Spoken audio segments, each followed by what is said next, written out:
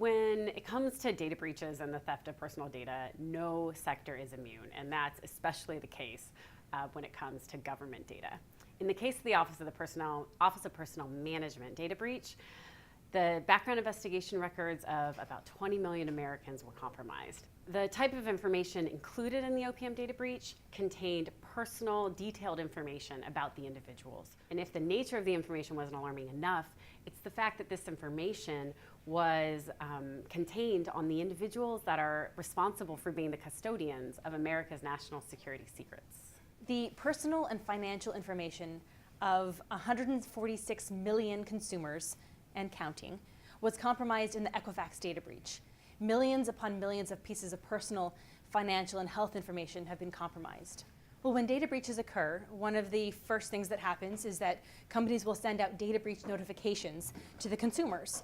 So we surveyed the American population to get the sense of what they thought when those notifications occur. Consumers are fairly forgiving and forgetful.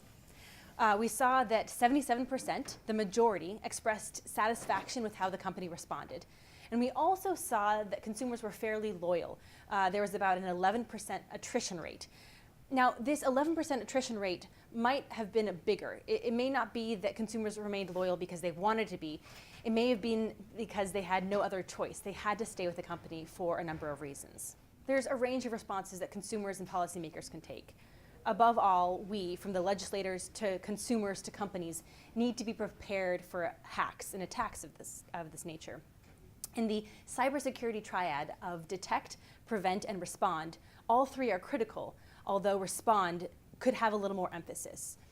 One measure would provide access to free credit freezes for victims of breaches, such as the Equifax breach.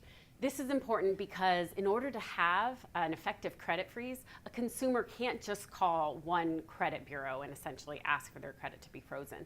They have to call all three of the major credit bureaus to have that freeze enacted, and then they have to call to have it removed. A second measure would extend credit monitoring and identity theft monitoring beyond the handful of years that many of them have been offered for. Notifications and responses, while they tend to inform the victims of a breach, really don't do much to protect the victims themselves.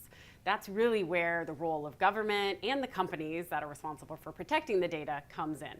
Whether an adversary tries to use the personal financial information from the Equifax breach, for example, for financial gain, or a state actor adversary tries to use it for intelligence purposes or geopolitical benefit, in the end, it's up to the victims themselves to be aware of the type of information that's out there about them and try to protect themselves against how someone might use it.